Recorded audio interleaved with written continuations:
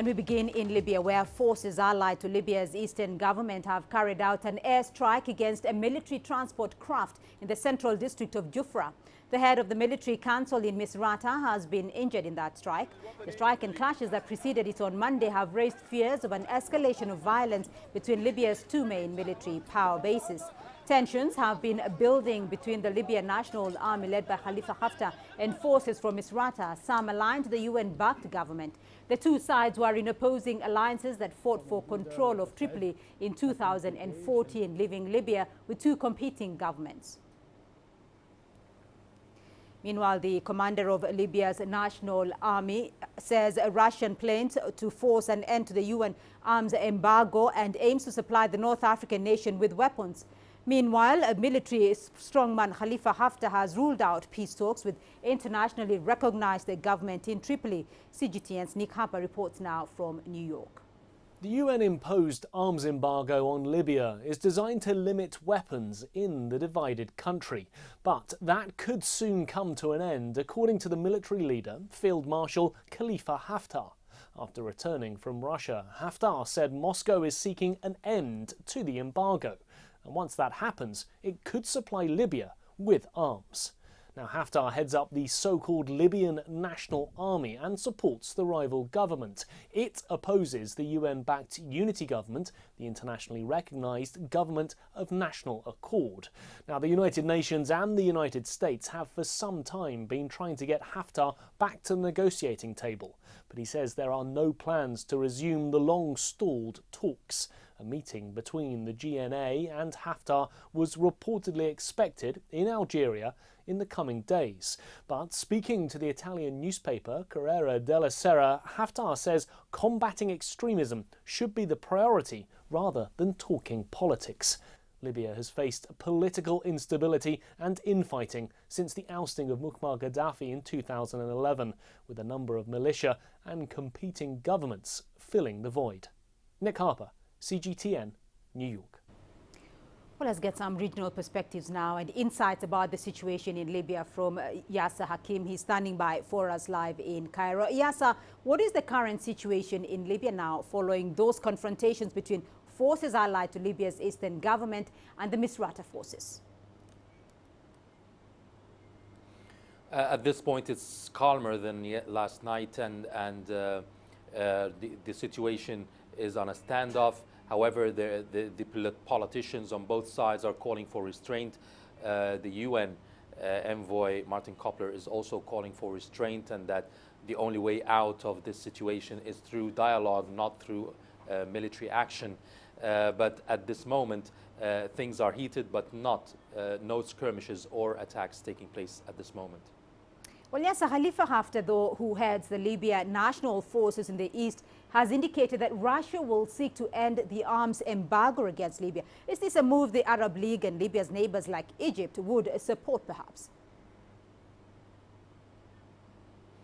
Egypt has been calling on lifting the arms embargo on the army in Libya so that it would be able to fight off militants, terrorist groups such as ISIL in Libya. But this has not been accepted by the international community and by Western countries, who see that the problem obviously is they are on one side supporting the presidential council, but there are divisions within Russia. And at this point, Egypt would, I guess, if it stays as it is on the same stance, would support such a move by Russia.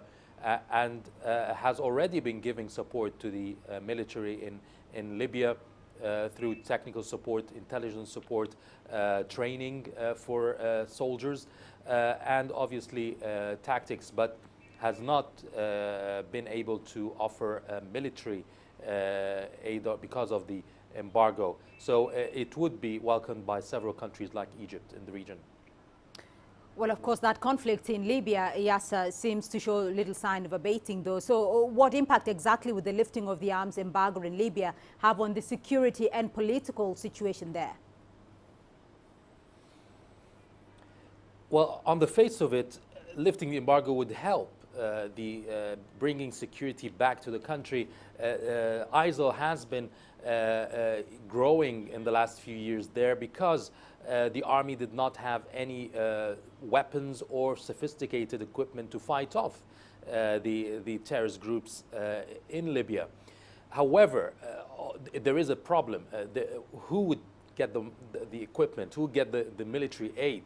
You've got a presidential council that is in clashes with the parliament, and there are two armies, the GNA led by Khalifa Haftar, and then there's the army that is pro-presidential council. Khalifa Haftar's army is pro the parliament, and they're both clashing. So if the fear is that this arms or these weapons will go into the wrong hands, and thus will be used to escalate violence in Libya rather than help secure Libya.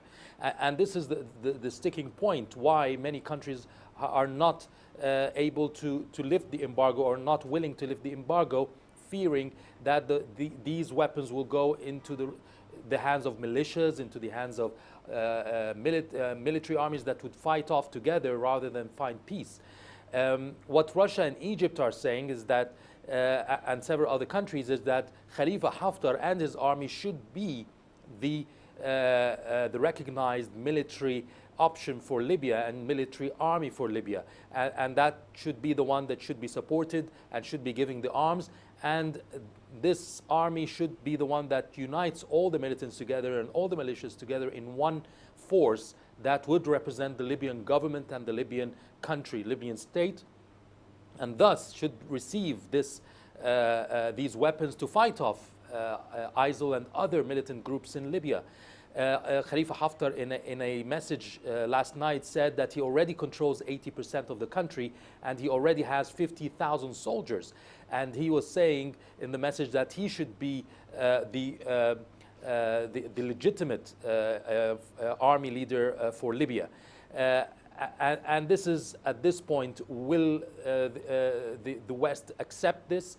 Will UN envoy Martin Koppler work on restructuring the Presidential Council to put in Khalifa Haftar as the defense minister and thus have one united army? Or will the divisions continue and thus the embargo will continue? Right, Yasser Hakim, thank you for that update from Cairo.